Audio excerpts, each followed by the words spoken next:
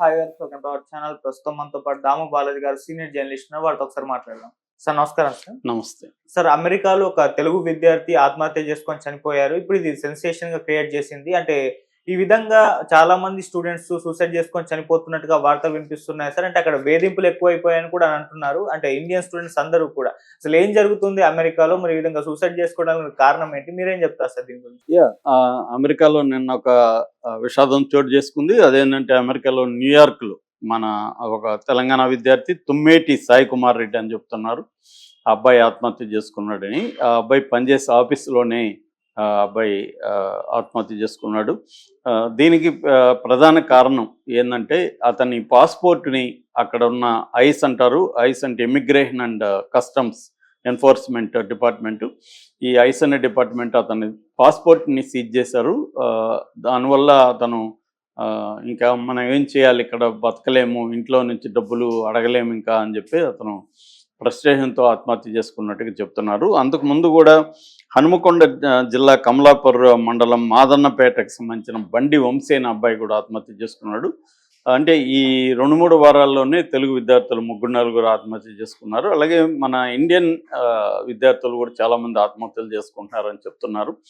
దీనికి ప్రధాన కారణం ఆల్రెడీ మనం చాలాసార్లు చెప్పుకున్నాం. అదేంటంటే ట్రంప్ అక్కడ యాంటీ ఇమిగ్రేషన్ పాలసీని బలంగా తీసుకొచ్చాడు. ఇందులో ప్రధానంగా చెప్పుకోవాలంటే 2 రకాలు ఉన్నాయి. ఒకటి ఇల్లీగల్ ఇమిగ్రెంట్స్ని గుర్తించి వాళ్ళని పంపించేయడం. ఆల్రెడీ ఇల్లీగల్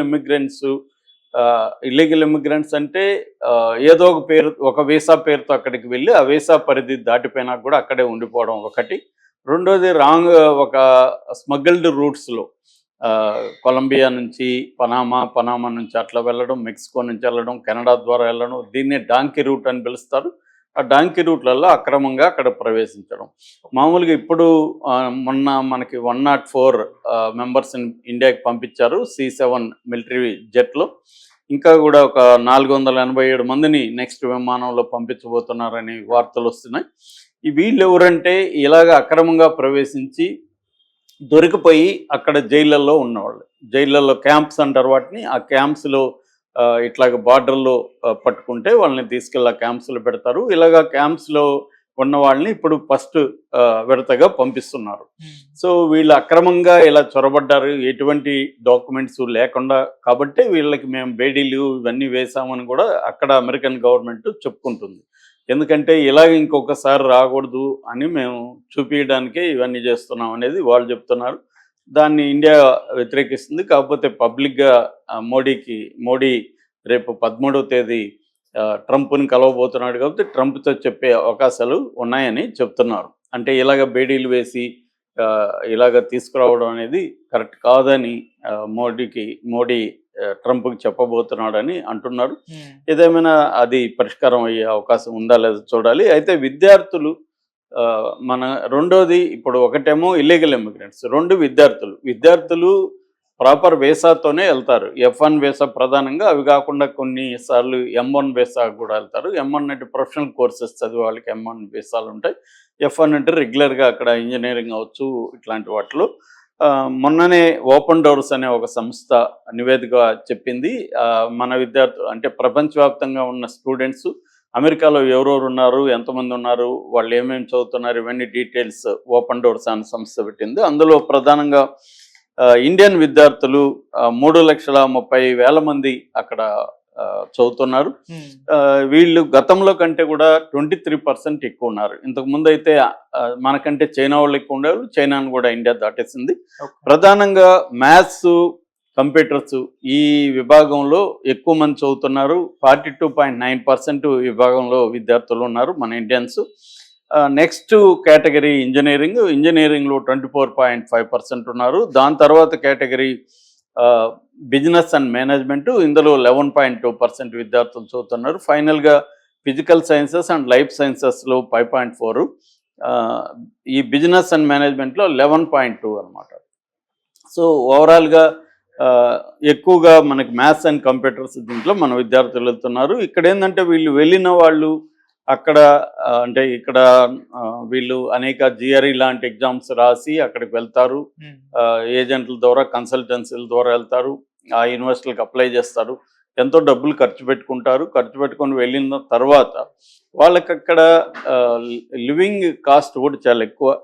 ఈవెన్ ఇప్పుడు మొన్ననే ఒక ఫ్రెండ్ చెప్తున్నారు, అక్కడ 6 మంది కలిసి ఒక ఇల్లు తీసుకుని ఉంటే ఒక్కొక్కరికి $1,300 పడుతున్నా అని చెప్తున్నారు. అవి కాకుండా ట్రావెల్, ఫుడ్ ఇవన్నీ కలిపితే వాళ్ళకి దాదాపు $3,000 $2,000 నుంచి $3,000 వరకు అక్కడ ఒక విద్యార్థికి ఖర్చు అయ్యే అవకాశం ఉంది. యూనివర్సిటీలో రూమ్ అవి ఉంటే కొంత తగ్గచ్చు.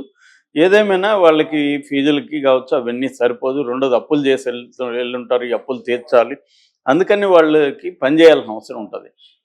వాళ్ళు ఏం చేస్తారంటే మామూలుగా అక్కడ రూల్ ఏంటంటే వారానికి 20 గంటలు మాత్రమే, అది కూడా క్యాంపస్ జాబ్స్, లైబ్రరీయన్గా కావచ్చు, అక్కడ క్యాంపస్లో ఉండే క్యాంటీన్లు కావచ్చు, ఇతర జాబ్స్, ల్యాబ్ అసిస్టెంట్లు ఇలాగా అక్కడ పనిచేయడానికి అనుమతి ఉంది. కానీ బయట క్యాంపస్ బయట పనిచేయడానికి అనుమతి లేదు. ఈ 20 గంటల పని అనేది అందరికి కూడా దొరకదు, కొంతమందికి దొరుకుతుంది, మిగతా వాళ్ళకి అక్కడ క్యాంపస్లో పని ఉండదు. రెండోది ఒకవేళ పని ఇచ్చినా 20 గంటలు చాలా తక్కువ శాలరీ ఉంటుంది కాబట్టి సరిపోదు. అందుకని క్యాంపస్ బయట వాళ్ళు రెస్టారెంట్లో కావచ్చు, తర్వాత పెట్రోల్ బంకుల్లో కావచ్చు, తర్వాత షాపింగ్ మాల్స్ ఇలాంటి వాటిలో వాళ్ళు పనిచేస్తారు. గంటకి $5 నుంచి $10 వీళ్ళు సంపాదిస్తారు. సో ఈ డబ్బుతో వాళ్ళు సర్వైవ్ అవుతూ ఉంటారు అనమాట. సో దాని తర్వాత వాళ్ళు ఏంటంటే ఓపీటీ అంటారు, ఆప్షనల్ ప్రాక్టికల్ ట్రైనింగ్ అనేది ఎంచుకుంటారు. అది కానీ అయితే 12 months వరకు మళ్ళీ ఎక్స్టెండ్ అవుతుంది వీసా. అట్లాగే స్టెమ్ అంటారు. స్టెమ్ అంటే science, technology, engineering and maths. ఆ కోర్సులో కానీ చేరితే 24 నెలల వరకు మళ్ళీ పెంచుకోవచ్చు. ఇలాగ మ్యాక్సిమం అక్కడ పెంచుకుంటూ ఉంటూ చదువు కంప్లీట్ చేసేసి అక్కడే జాబ్స్ పొందాలనేది బేసిక్గా. అందుకే మనం చదువుకోవడానికి అమెరికా వెళ్తున్న ఇండియన్ విద్యార్థుల్లో 80% వెనక్కి రావట్లేదు, ఓన్లీ 20% మాత్రం వెనక్కి వస్తున్నారు. 80% అక్కడే ఏదో ఒక జాబ్లో సెటిల్ అయిపోతున్నారు అనమాట. ప్రధానంగా ఇంతమంది అంటే 3,30,000 మంది మన విద్యార్థులు ఎందుకు అక్కడ ఉన్నారనే దానికి ప్రధాన కారణాలు ఏంటంటే, ఒకటి ఆపర్చునిటీస్, జాబ్ ఆపర్చునిటీస్ మంచిగా ఉండడం. 2 ఎడ్యుకేషనల్గా ఇక్కడ మంచి యూనివర్సిటీస్ లేవు మనకి, ప్రొఫెషనల్ యూనివర్సిటీ, ఐఐఎంస్, ఐఐటీస్ సరిపోయిన్ని లేవు అనమాట. వీటి మీద మోడీ ప్రభుత్వం కాన్సన్ట్రేట్ చేయాలని రంగరాజన్ లాంటి ఎకనామిస్టులు ఎప్పటి నుంచో చెప్తున్నారు. అది లేదు. అదే అమెరికాలో కానీ చూస్తే మనకి MIT, Massachusetts institute of technology కానీ, స్టాన్ఫోర్డ్ కానీ, హార్వర్డ్ కానీ, ప్రిన్స్టన్ యూనివర్సిటీ కానీ, యూనివర్సిటీ ఆఫ్ కాలిఫోర్నియా, బెర్క్లీ కానీ, ఇలాంటి టాప్ 10లో ఉండే, వరల్డ్లోనే టాప్ 10లో ఉండే యూనివర్సిటీలు అక్కడ అమెరికాలో ఉన్నాయి, ఇండియాలో లేవు. రెండోది ఇక్కడ రిజర్వేషన్ సిస్టమ్ వల్ల కూడా మనకి చాలామంది విద్యార్థులకు ఓపెన్ కేటగిరీలో సీట్లు రావట్లేదు. ఎస్సీలకి ఇక్కడ 15%, ఎస్టీలకి 7.5%, ఓబీసీకి, ఎన్ఎల్సీకి 27%, ఎకనామికలీ వీకర్ సెక్షన్ ఈడబ్ల్యూఎస్కి 10%. ఓవరాల్గా మనకి 57.5% ఎడ్యుకేషనల్ ఇన్స్టిట్యూట్లో రిజర్వేషన్ ఉండడం వల్ల ఓపెన్ కేటగిరీ విద్యార్థులకి ఇక్కడ అనుకున్న సీట్లు దొరకట్లేదు. వీటన్నిటి కారణాల వల్ల అప్పో చేసి అమెరికాలో చదువుకుందాం అనే దాంతో వెళ్ళిపోతున్నారు.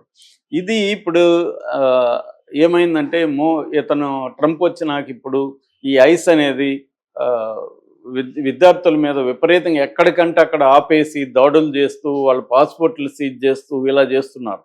సో దీనివల్ల ఏమవుతుందంటే వాళ్ళకి భయభ్రాంతం అయిపోతున్నారు విద్యార్థులు. ఎప్పుడు ఎక్కడ పట్టుకుంటారో